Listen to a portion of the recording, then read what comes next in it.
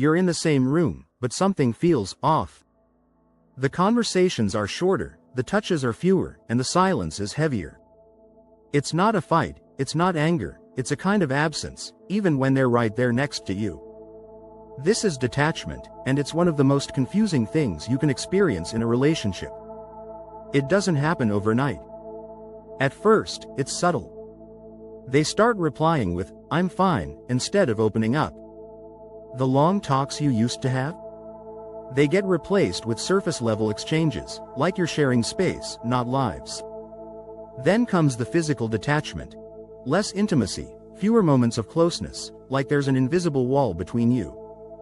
What makes this so unsettling is that detachment doesn't scream. It whispers.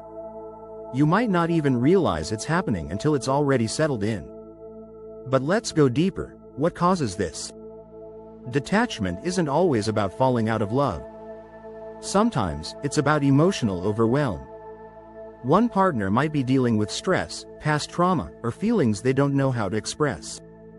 Instead of opening up, they shut down, retreating into themselves to avoid the discomfort of vulnerability. Other times, it's resentment. Unspoken frustrations build up, creating an emotional distance that feels safer than confrontation. And then there's fear. Fear of getting hurt, fear of rejection, fear of losing independence.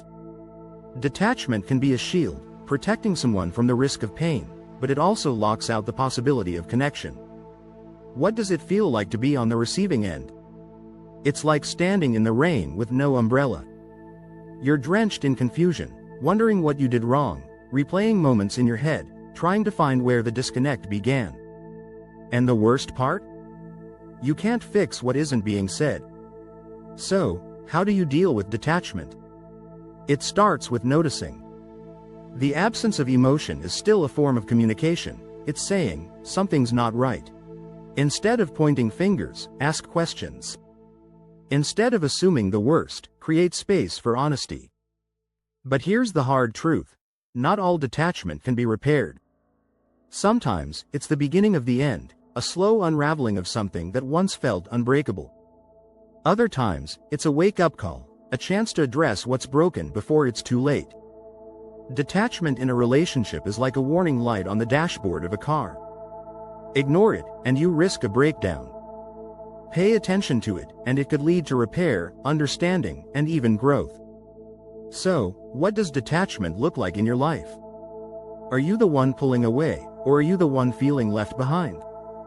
The answers might be hard to face, but they're worth exploring.